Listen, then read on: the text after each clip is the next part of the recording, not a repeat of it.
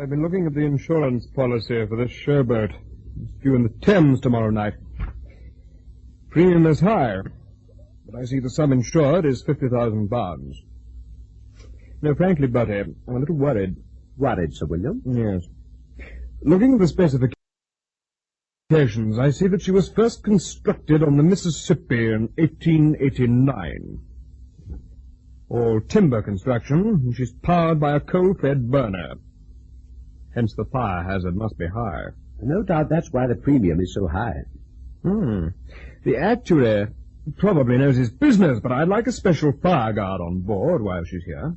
Shall I get in touch with the London Fire Brigade? No. No, we must engage someone privately. Ring up this number, Grosvenor 5995, and make an appointment for me to see a man called Aubrey Mason. Their offices are at 33 Half Moon Street.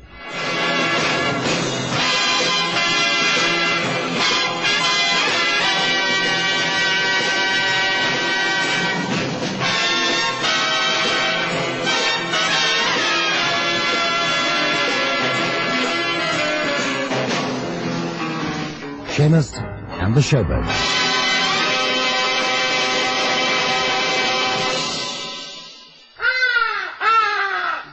Enjoy the best of both worlds. Only 2 hours drive from Johannesburg and Pretoria and half an hour by air. The magnificent Sundown Ranch Hotel and Lion Park, just 10 kilometers from the Pilanesberg Game Reserve and Sun City Resort. It offers an exciting escape from the hustle and bustle of everyday life. Reasonable rates, excellent food, friendly service and comfortable air-conditioned rooms. It will ensure a memorable stay. Activities include tennis, squash, horse riding, the Lion Park and much, much more. Call now to make your reservation on 014-573-1000.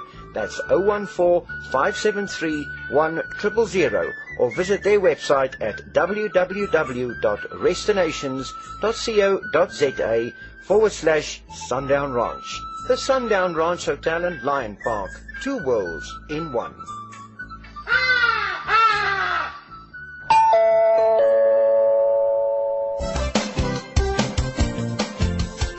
Looking for space to hang and dry your washing? Washline Distributors have the solution. Their rotating and fold-down wash lines take up the smallest spaces. Ideal for townhouses, simplexes and balconies at affordable prices. Galvanized or powder-coated and available in 5 different colors. For 24-hour delivery, installation, reliable and friendly service, phone Washline Distributors on 011 792 2486. That's 011 792 2486. Wash lines for every space and need.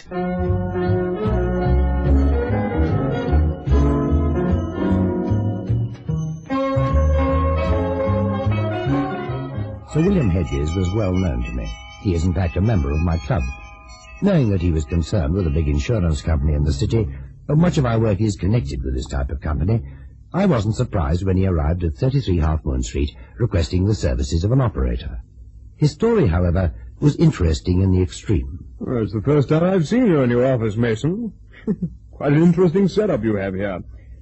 Tell me, do you make good your boats to do anything, anywhere, at any time? We most certainly do, Sir William. Oh, well, you have confidence, if nothing else. Well, what is it you want us to do? A man in the United States has hit upon rather a good idea. At least I think it's a good idea. He's bought an old Mississippi showboat and had it towed across the Atlantic. His intention is to sail this old craft up the Thames, putting on modern entertainment in an old-fashioned setting. Well, it is a good idea. Yeah. Well, naturally, the showboat is heavily insured, mainly against fire. As you know, these old boats are built of timber, and the boilers are steamed with coal bunkers. I wouldn't normally be worried, but I think the man will probably make a fortune. But I have investigated the owner, and I've discovered that he's a small-time racketeer and gambler. Oh, well, that does put a different complexion on things. Oh, I may be wrong, of course, but I want a man on permanent fire duty just to keep an eye on things. Will there be any objection from this American? What's his name, by the way? Seamus Camber. No, there'll be no objection. In fact, it's written into the articles of insurance that we can have a man permanently on board in a supervisory capacity. Oh, then it's quite straightforward. One of my senior operators is an American, so he should get on well with his owner. Oh, excellent, excellent. When and where do you want him to report? This time tomorrow at Gravesend Dock. We'll have no trouble in finding the showboat. I expect it'll create quite a stir sailing up the River Thames. He'll be there, Sir William. His name's Cannon, by the way. You need have no fears about his ability. He's what the Americans refer to as a very tough baby. Cannon, yes. Well, if there is anything phony about Mr. Seamus Camber, you may rest assured that Cannon will sort things out for you.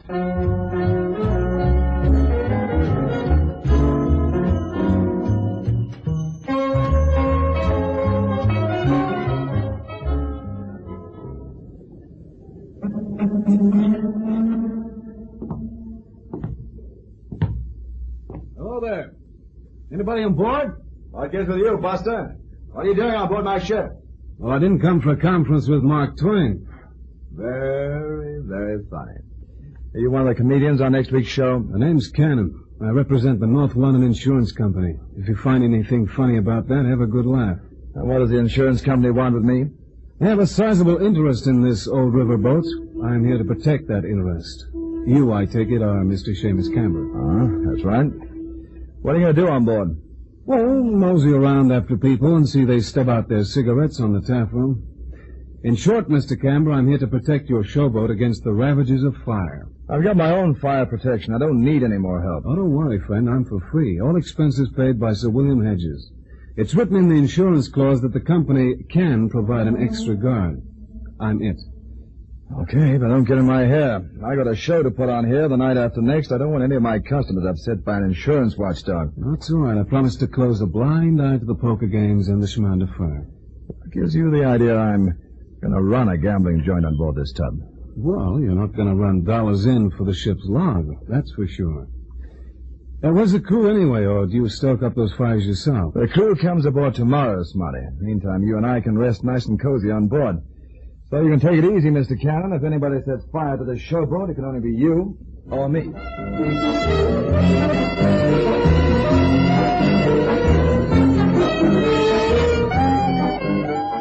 As I said before, Sir William Hedges is well known to me. Since I had already dispatched Cannon as fire guard on the showboat, I was naturally a little surprised at the request from a gentleman who arrived the following morning in my office.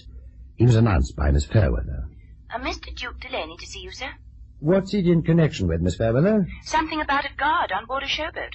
Is he from the North London Insurance Company? I don't think so, sir. By his accent, he's an American.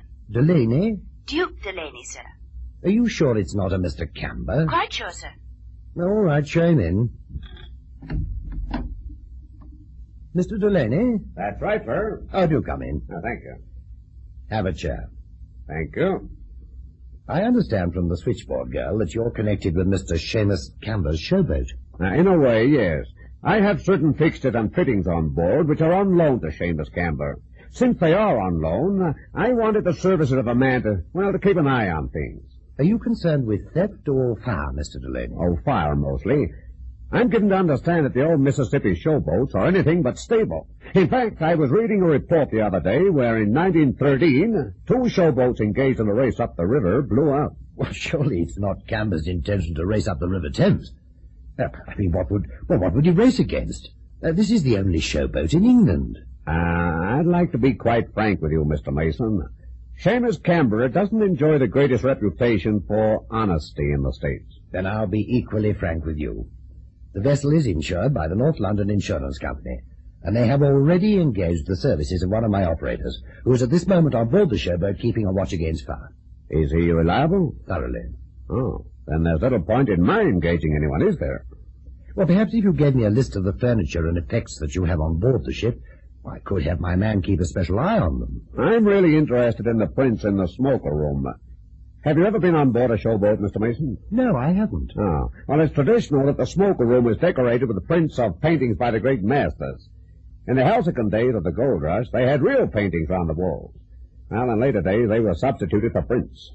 Now, the ones on board the River Queen have little commercial value, but, well, they hold great sentimental attachment for me. If anything should happen to the boat, I'd be most grateful if your man could rescue those prints and bring them to the office here. You know, Mr. Delaney, I never met Seamus Camber. He must be quite an interesting gentleman. Yet I feel that, well, although he's generally at loggerheads with the law, he doesn't strike me as a practical proposition to tow an old showboat 3,000 miles across the Atlantic, well, just to set fire to it for the insurance. Camber's mind works in devious ways. I hope that his intentions for once are of the best, however. Now, if your man can keep an eye on the prints for me, I'll be most grateful. And, of course, happy to pay any reasonable fee. Very well, Mr. Delaney. I'll see that Cannon is instructed in that regard. Thank you. That's put my mind at rest. I'm glad to hear it. But it's more than I can say for Cannon and Seamus Camber.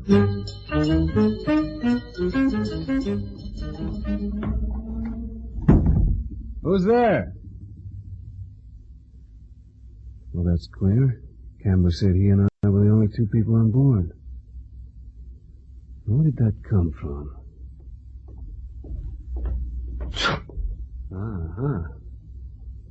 That was in this cupboard. Oh! Now, what are you doing in here? Are you Mr. Camber? No, I'm not. I'm the ship's guard. I repeat, what are you doing in here? I didn't want to be seen, and when I heard someone coming, I thought I'd hide in the cupboard. What are you hiding from? And who are you, anyway? I'm Constance Maston. American. From Connecticut. Okay, give.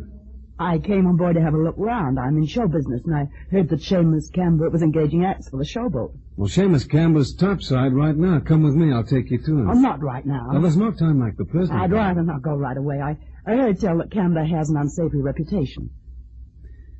You know something?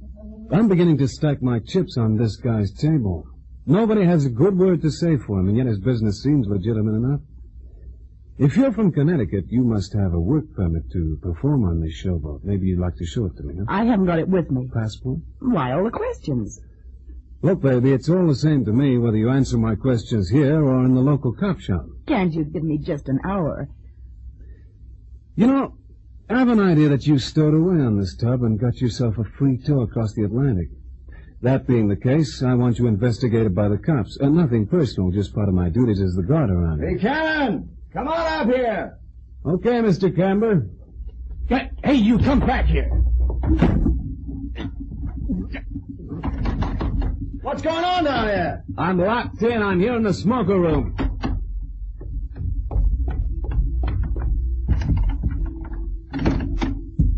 Oh, how did you lock yourself in here? A broad locked me in. Abroad? What broad? You gone out of your mind? We are the only two people on board this tub. Look, Mr. Camber, that door was locked from the outside. Check? Check. Then how do you figure I locked myself in from the outside? Yeah, that makes sense. The door was locked from the outside. Well, she was in here, hiding in a cupboard. Here, on the showboat? That's what I said. You must be crazy. Look, crazy or not, there was a doll right here in this cupboard. Come over here, come here. Now take a deep breath. Yeah, perfume. That's right, and I don't use that particular brand of Well, what's the girl doing here? I don't know, Mr. Camber. But I've got a funny feeling that there's an awful lot of people who'd like to see your enterprise go up in smoke, and that's no maybe.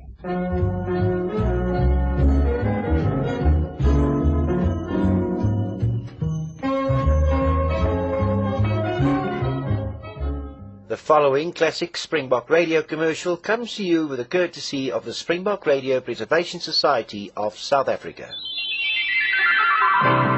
New Pepsodent has Earlium, an amazing discovery that actually polishes teeth so sparkling clean and white, dulling film can't find a hole. Feel the difference with your tongue. You wonder where the dullness went when you polish your teeth with Pepsodent. New Pepsodent, the white toothpaste you can feel working. Pepsodent, Pepsodent, Pepsodent. Some things in life are obvious and easy. If you have a business providing a good service or selling a product, you need to let people know. But how do you do that? Easy. Just tell them here on SpringbokRadio.com. Internet radio is about talking to people in their own homes. Your message becomes part of the sound they've chosen to listen to. To find out more about advertising on SpringbokRadio.com, contact Dave Dupree on Johannesburg 011 678 5176 Or for outside South Africa, 2711-678-5176. Or email dave@springbokradio.com.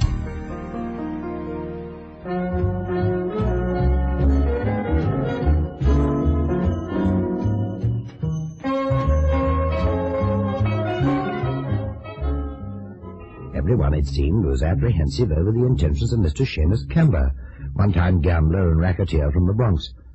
However, to all outward appearances, Mr. Camber was conducting his affairs in an honest and straightforward manner, and I could find no real cause for alarm. 2 days later, prompted with pertinent advertising, the showboat got on its way up the River Thames, loaded with sightseers and the party spirit. The vessel was now fully crewed. Steam was up in the boilers, and a good orchestra pounded out lively music to an enthusiastic audience in the smoke-room. Having inspected the ship's furnaces and found everything in order, Cannon was relaxing at a table in the corner. Hello, Cannon. Everything in order? Apple pie order, Chief. How about the boilers? Well, Camber has a crew of Lascar firemen who seem to know their job, and he's running on half steam. So Sir William's fears were groundless. Looks like it. Have you seen Duke Delaney? The man who owns the prints? No. Why is he so worried about a few prints anyway? Well, there's no accounting for taste. Anyway, you have your orders. If anything should happen on board, you must first ascertain the cause of the trouble, then rescue his prints and get them ashore into our office. Okay, got it. Why, Mr. Mason, I didn't expect to see you here. Hello, Mr. Delaney. Well, looks as though your fears were groundless. I hope you're right. Now, I don't think you've met my senior operator, have you? Cannon, meet Mr. Duke Delaney. How do you do? Nice to know you, Mr. Cannon. How are the boilers? Oh, just great. You know, maybe Camber's got something after all. This is just like the old days on the Mississippi River. Oh, not that I remember them. No, too long ago for me, but... Well, I figure that this gimmick will go down big with the Londoners on the Thames. Hi there, gentlemen. Having a good time? Just great. Shouldn't you be fire watching? Well, there's not much to worry about on board this ship, Mr. Camber. These friends of yours? This is my chief, Aubrey Mason, and Duke Delaney you already know. See you later, fellas. I just spotted a particular friend of mine. Who'd you say that last one was?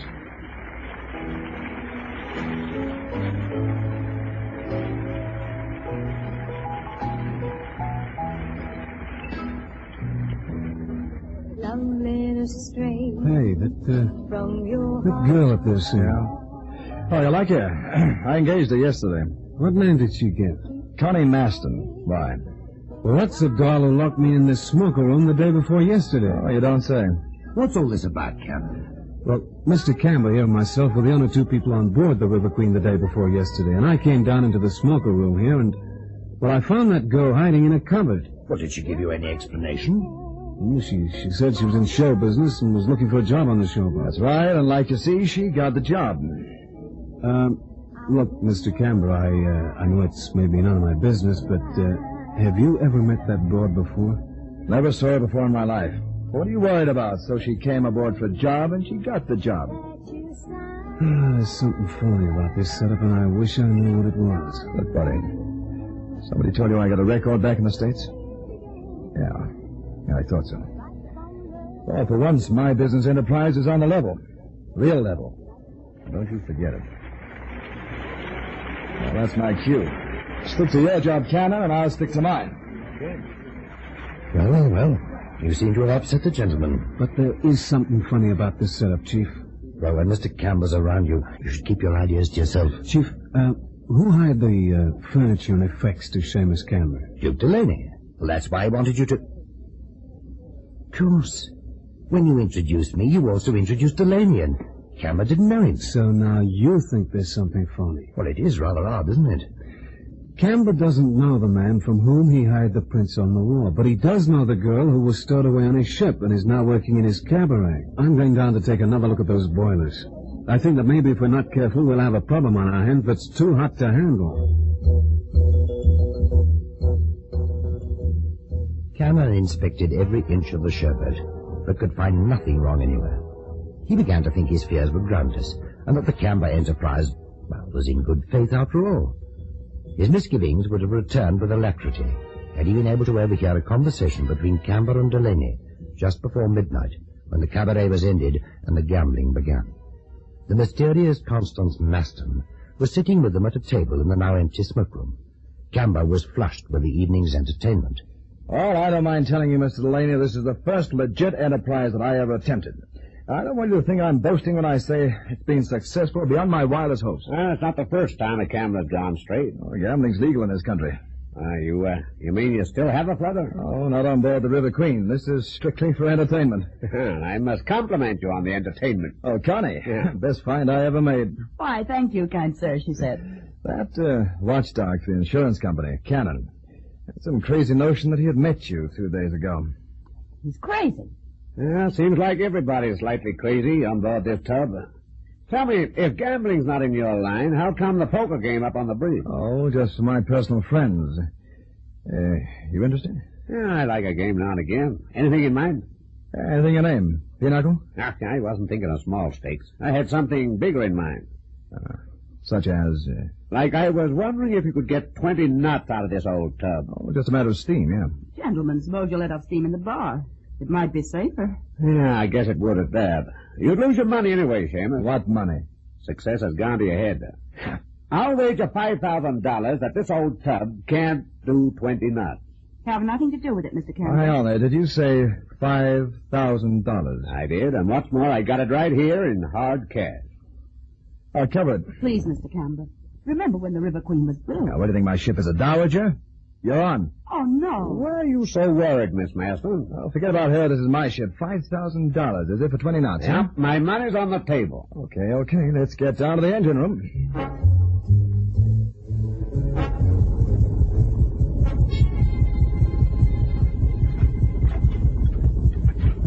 Come on, you monkeys. Get the coal on the furnace. What's the reading, Connie? 15 knots. You won't go any faster. Come on, steam. Give me more steam. Hey, what's going on down here? Smoke's coming out of the stack like the whole ship was on Oh, fire. Mr. Campbell, thank heaven you've arrived. Mr. Campbell has a crazy bet with Duke Delaney that his showboat will reach 20 knots. 20 knots? Have you gone out of your mind? Hey, you keep your nose out of this. Get that coal on the furnace. There's a $50 bonus for each and every one of them to make 20 knots on the game, all right? Look, Mr. Campbell, listen to me. Those boilers are old. They can't take that measure of steam. Delaney laid the bet, and I'm gonna win it. Once a gambler, always a gambler. But what about the insurance if anything goes wrong? There's nothing in the article that says I can't sail my ship at any speed I like. But if something goes wrong, your business goes with it. I can always pick up another showboat. Don't kid yourself. If this old tub founders, you'll never get another holidaymaker within 10 miles of a showboat. He's right, Mr. Campbell. I stand to lose $5,000. You'll lose your boots if you carry on. Where is Delaney, anyway? He's in the wheelhouse. Tell me something, Mr. Campbell. Have you ever met Duke Delaney before tonight? Oh, I never did, but he challenged me, and nobody's going to say that Seamus Camber chickened on a bet. Hey! Oh! Look, you'll never live to collect that wager if you don't chicken out of here right now. Come on, baby, leave this crazy guy. Come on. Get into a folks. Where are you going? Smoker room. Got some unfinished business to attend. Right, it's right over the boiler house. I'll be quick like a bunny. So you got here at last. Delaney. What sort of crazy bet was that to lay with Camber? You knew he wouldn't refuse. If he doesn't make 20 knots, I get $5,000. Look, if you know what's good for you, you get out of here fast. But what about my prince? We're still afloat, aren't we? Don't forget I paid you to look after them if anything happens to his showboat. I'm taking them right now. All right, see you in your office later. Cannon! Cannon, hurry! Where's Camber? Camber, where is he? Here I am. Right here. Well, what did the Lascars say? You're right, Cannon. Those boilers are buckling at the seams. The crew's already in a longboat. Okay, join them. You too, baby. What are you going to do? Look for Delaney. He's already left in the dinghy. Well, that wraps it up. Come on, lower away! What's the time, Miss Marston? 4:15.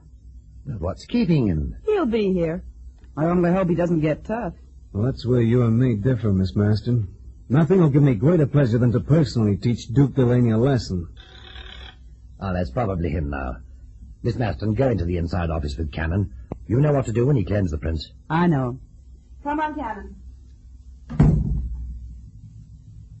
Come in. Oh, good morning, Mr. Mason. Oh, come in, come in. Oh, nice of you to wait up for me. Service is our motto. Did Cannon get the prince over to you? Yes, he did. Not damaged, I hope. No, not damaged. There they are on the table over there. Yeah. If you just look at them and, see that they're in order. Sure. Yeah, just as well I heard, young man. I had a feeling that guy, Seamus Campbell, would sink that showboat. Are they your prints, Mr. Delaney? Yep, they're mine. As you say, in perfect order. Good morning, Mr. Delaney. Well, if it isn't Connie Maston and Cannon. Well, nice to see you again. Not for long, Duke Delaney. I have a warrant here for your arrest. You got a what? I have to warn you to come quietly. Quietly? You heard the lady. Has this torch singer gone out of her mind? Not a torch singer, Duke Delaney. Special Officer Constance Marston of Interpol.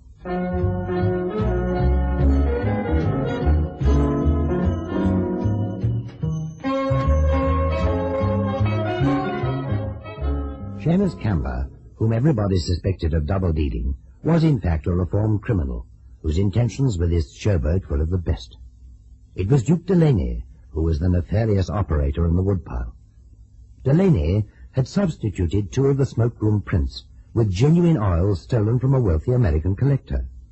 He knew that he could never get them through customs, but they could be removed in an emergency from a sinking ship. He played on Seamus Campbell's love of gambling, knowing that the old boilers on the showboat would never stand up to such a head of steam. Cannon, therefore, inadvertently brought the paintings ashore for him, but he reckoned without Constance Maston, who was on his track from the very beginning. She, too, suspected Campbell at first, but Delaney overplayed his hand and walked right into the trap we prepared for him.